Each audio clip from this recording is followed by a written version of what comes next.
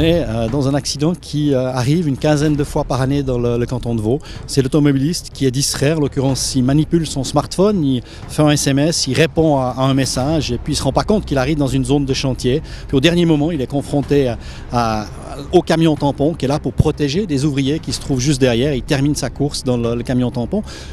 Mesure de sécurité qui pardonne, puisque entre la zone de déformation du camion et de la voiture, on voit que l'automobiliste à 60 km/h peut sortir indemne.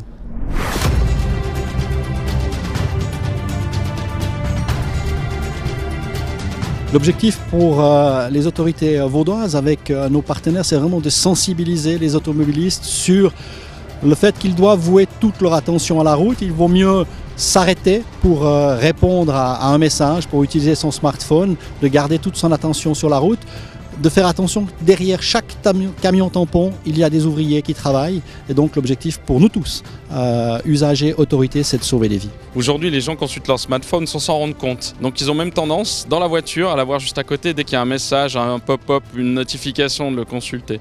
Il faut prendre conscience que quand on fait cet acte-là, on détache son regard de la route et chaque seconde, c'est 28 mètres parcourus à 100 km/h.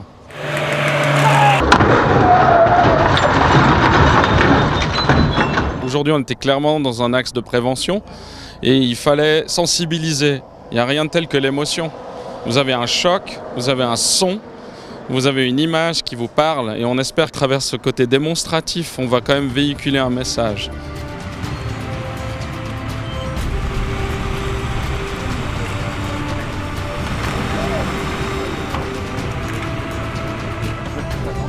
Raconte-moi à t'ennuyer là.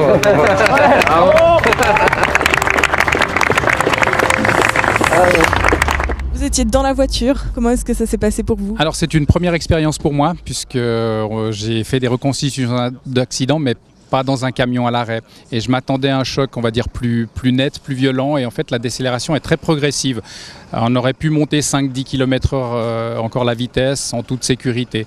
Mais c'est quand même un bon choc, quoi. J'ai mis des ceintures de sécurité, c'est un harnais en fait. C'est des ceintures avec la position du siège et les harnais, le corps ne part pas en avant. Si j'avais eu la ceinture normale, oui, le corps serait parti un petit peu en avant. Mais là, avec le harnais, c'était pas nécessaire.